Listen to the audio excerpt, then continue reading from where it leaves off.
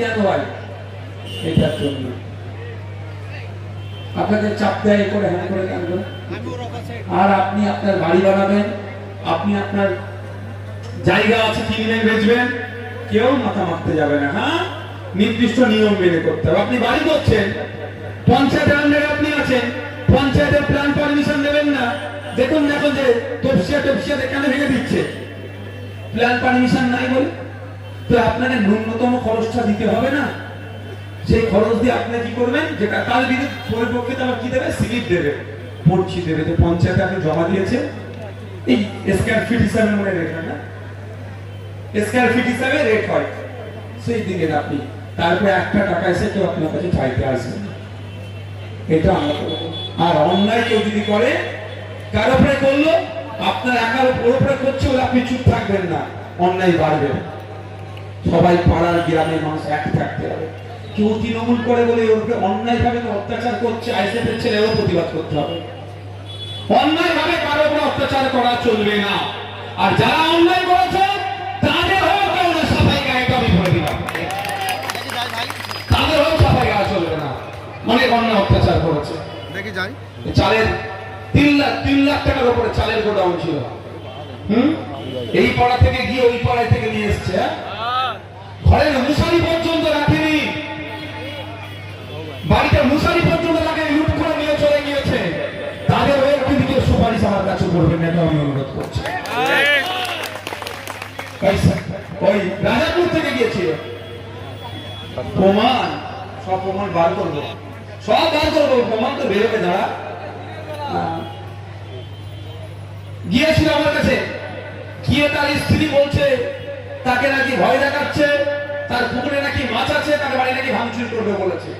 আমি তার স্ত্রীকে বলেছি আপনি নিশ্চিন্তে চলে যান, বাড়ি গিয়ে থাকুন, আপনার উপরে, আপনার ছেলেপুলের উপরে, আপনার বাড়ির উপরে, আপনার পুকুরের মাছের উপরে কেউ তাকাবে না। যদি কেউ তাকায় তার বিরুদ্ধে আমি ব্যবস্থা নেব, কিন্তু আপনার স্বামীর দায়িত্ব আমি নিতে পারবো না। ওর স্বামী আমাদের রাউলের 2 বার বাইক ভেঙেছে, লাস্টে তো 8-10টা বাইক ভাঙচুর করলো। যেদিন আমার র্যালি ছিল ওই দিন তো আমাদের ছেলেদের বোম মেরেছে, জেল খাটিয়েছে। তোমার দায়িত্ব আমি কেন নেবো?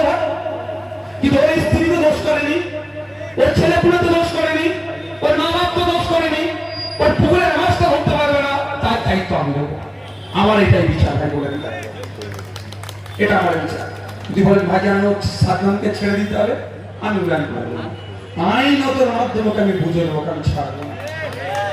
যদি আজকে ওকে ছেড়ে দেওয়া হয়, কালকে সমাজ থেকে 1000 এরকম তৈরি হবে, এই তো মাফ হয়ে যাবে। ও কত মানুষের ঘর ছাড়া করে রেখেছিল, ও 2 দিন ঘর ছাড়া করা হয় না। আমি তো কেউ করেনি, তো ভয় পালিয়েছে, কেউ তো তারা করায়নি। 2 দিন না বাইরে থাকলে এদের যে বাইরে রেখে কতটা কষ্ট ছিল ও বুঝতে পারবে না।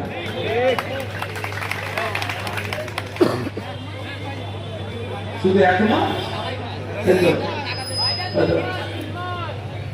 যার কাছ থেকে সব নিয়েছে সব ফেরত দিলাম। তাই আপনাদের বলবো, আবাস যোজনা ফাইনের নাম করে ট্যাক্সি স্ট্যান্ডে জায়গা দেবো, বাস স্ট্যান্ডে জায়গা দেবো, তোর আবাস যোজনা ঢুকিয়ে দেবো, তোমার ঢুকে গেছে টাকা দাও। যারা এই তোলাবাজিগুলো করেছে লিস্ট করুন, কত টাকা করেছে বলুন। মিথ্যা কথা কিন্তু বলবেন না, কেউ মিথ্যা কথা বলবে না, মিথ্যা বলে ধরা পড়বে। আর অতটুকু আমরা যে টিম আছে সামনে বসে কথা বললে মিথ্যা বলতে কি সত্য বলছে কিছুটা হলেও আমরা অনুধাবন করতে পারবো, এটুকু বলে রাখছি। কেউ মিথ্যা বলবেন না, লিস্ট তৈরি করুন, সবগুলো আদায় হবে। আর একটা লিস্ট তৈরি করুন, পাকা বাড়ি, 4 চাকা আছে, 2 চাকা আছে, ফ্রিজ আছে, 15 বিঘে জমি আছে, ট্রলার আছে, আসছে তার অ্যাকাউন্টে আবাস যোজনার টাকা ঢুকিয়েছে, এইগুলো খুঁজে বার করুন, সব ফেরত নেওয়া হবে।